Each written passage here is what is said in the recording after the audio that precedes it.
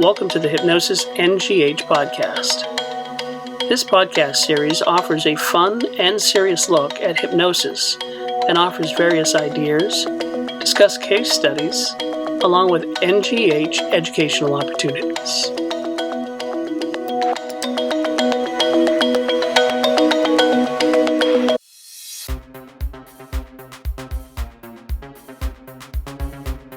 My name is Debbie Livingston. I'll be your guest host today on our NGH podcast. And I'm here talking to Mona. Say your last name for me correctly.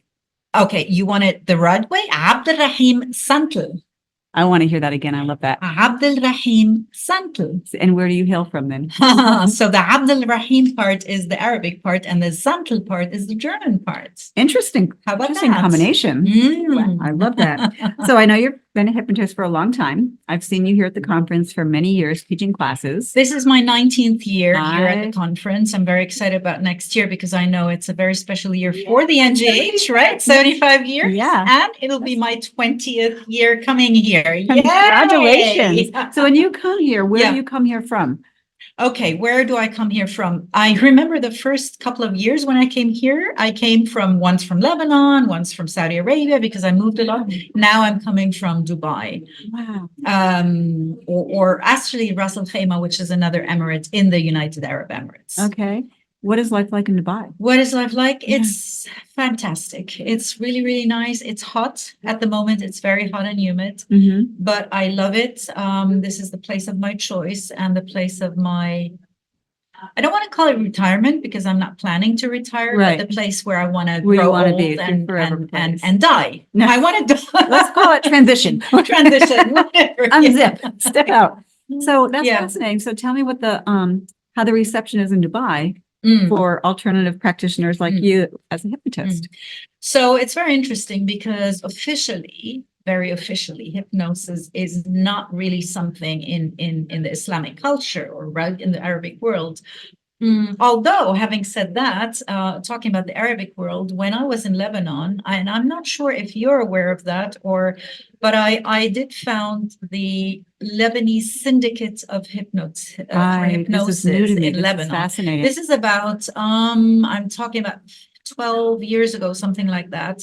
I was living in Lebanon at that time. And for Lebanon, it was very interesting. For Lebanon to have a recognized profession, you have to have a syndicate, what they call syndicate. Mhm. And it was very, very hard to get, but I fought 3 years and I did get it. And I founded that. And the thing is, it's recognized. Hypnosis is now recognized in Lebanon as a profession. It's recognized by the Ministry of Labor and the Interior Ministry. And of that's in the Interior. groundwork that you did. Yeah. Oh, that's amazing. So I'm very, very proud of that because it was really a major stepping stone to get that a little bit known in that world. Yeah. Now, Dubai is a little bit different because I'm not there yet, but I'm planning.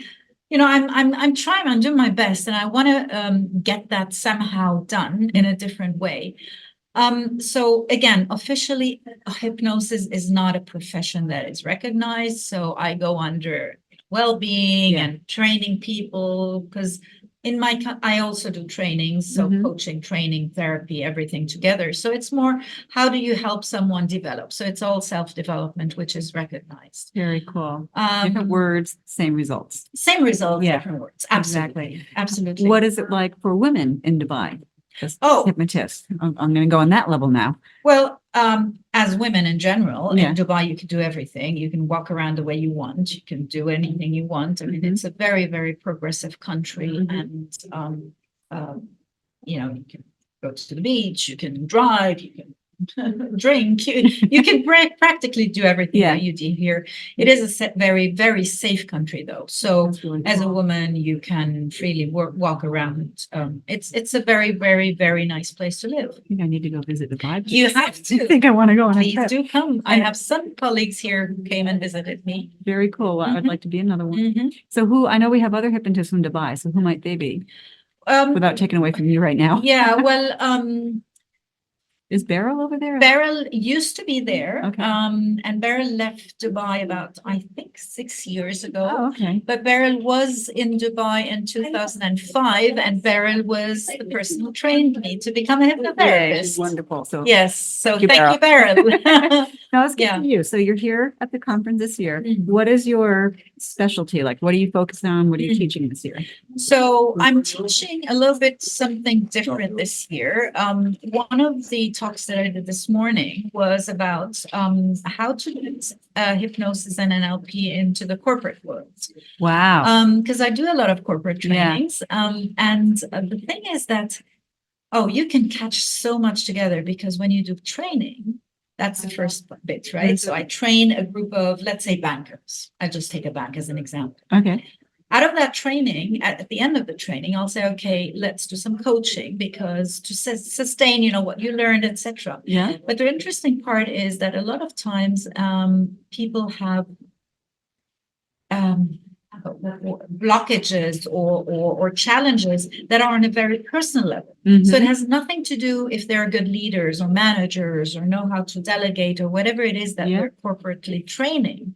But then they say, I'm really a good leader, but I am afraid of public speaking. So I always, lose my confidence when I'm in meetings or something like that. So I get a lot of clients after my trainings. So I do a training, and typically after the training, 1 or 2 people come up to me and say, do you also do private sessions? Yeah. Yeah. The other nice thing is that I don't use the word hypnosis so much, but in my introduction, I do tell them that, well, I did study psychology, and I did, go into psychotherapy, but I am specialized in the subconscious. And you know how important that is for the way you work, the way you deal with one another at work, etc. And I actually am a hypnotherapist. And then they will all look, and I'll say, don't worry, I won't hypnotize you now. Or maybe I will. Maybe I already did. Maybe I already did. Maybe you were already hypnotized, and you just need to be de-hypnotized. Exactly. And so it's really interesting, because I bring into my training a lot of hypnosis, and I demystify a lot, very, very covertly. Nice. What I'm talking about tomorrow is a very, very different topic, which is dealing with death and elderly. Oh. And my talk is actually called From Birth to Death. So I did do years and years ago, when Mickey Mongan was still alive, I did take the hypnobirthing with her. Mm-hmm. And I did do some work there. But for me, birth and death are 2 inevitable moments, but key moments in a life of a person. Yeah. And years ago, I'd say about 15 years ago, I had my very first experience with a very, very good neighbor of ours who was dying in the hospital, and I was the only one sitting there with her. And I didn't know what to do, and she was terrified of death. She was terrified. She knew she'd be dying that same night, and she was terrified. And I didn't know what to do. And then I thought, you know what? Hey, I'm a hypnotist. Why don't I just talk to her? And I did for about 5 hours. And at the end of these 5 hours, I told her, well, I'm leaving now. And I said goodbye. And I said, you know what? And she was visibly relaxed. Yeah. And I said, I'm leaving now, and you can leave now. And I left, and I got to the house, and I got a phone call from the doctor that she had passed. That night, I felt I need to do more of that. And, the universe works in miraculous ways, but I got one person after the other dying with me. Mm-hmm. And I keep saying I helped them. I didn't help them, but I did help them in some way. Absolutely. And it's just so nice when you see people peacefully go. Yeah. That's a gift right there. The last person that I actually had for about 3 years in my house, and he died in my house, was my dad. A couple of years ago. He was 98. And I always say some of the most beautiful moments in my life is the birth of my 3 boys and the death. When my dad died, I love this moment. I did not shed a tear because it was such a wonderful moment. Yeah. And now at the moment, a year and a half ago, I got my mom from Germany, and she's now living with me. She has evolved and progressed physically from, all the ailments she had in this 1.5 years. I mean, it's crazy, whether you're talking diabetes or pain that she had constantly that she doesn't have anymore. And whatever it is, but she wakes up every morning saying, I'm in paradise. And what a gift, Mona. So I will be talking tomorrow about, working with the elderly, because what's the most important part for me is, and I go back to that, dehypnotizing is all the beliefs that old people have. Exactly. I'm old, so I'm sick. I'm old, so I'm dying. I'm old, so I'm in pain. I'm old, so I can't see. I'm old, so I can't hear. I'm old, so I forget.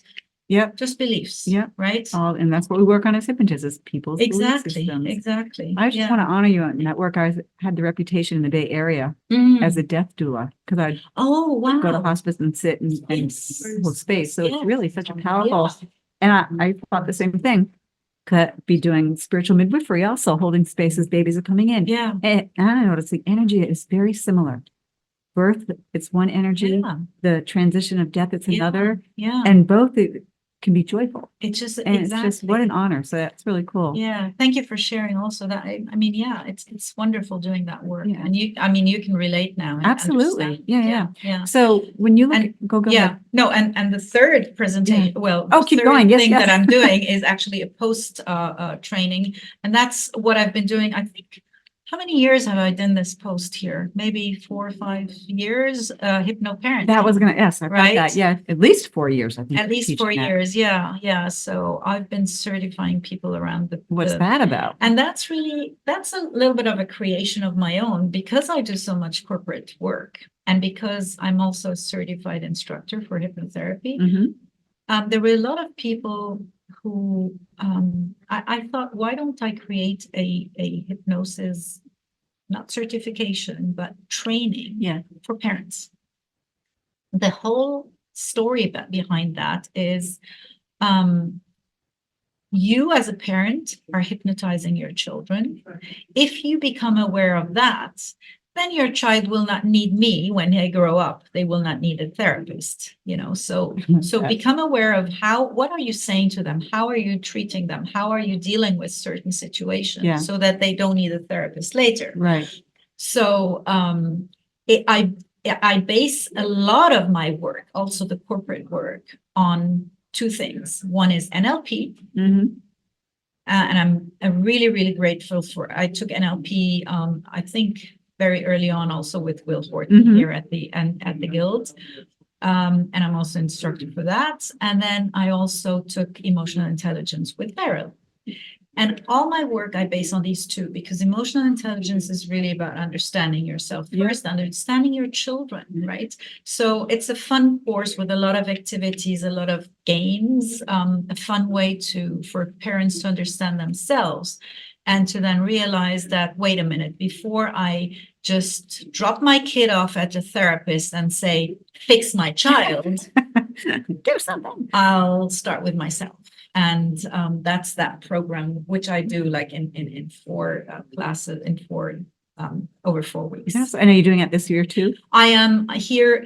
I'm doing it in 2 posts, but here I'm not doing it for parents, but I'm certifying others to take that program and work with parents then. Yes. So cool. Yes. Thank you for all of that. I have a couple of questions before we wrap it up. Yep. I know you've been a National Guild of Hypnotists member for a long time. Why did you choose the Guild, and why do you still stay with the NGH? I love the NGH. I have been at other conferences. I love this one. It was my first one.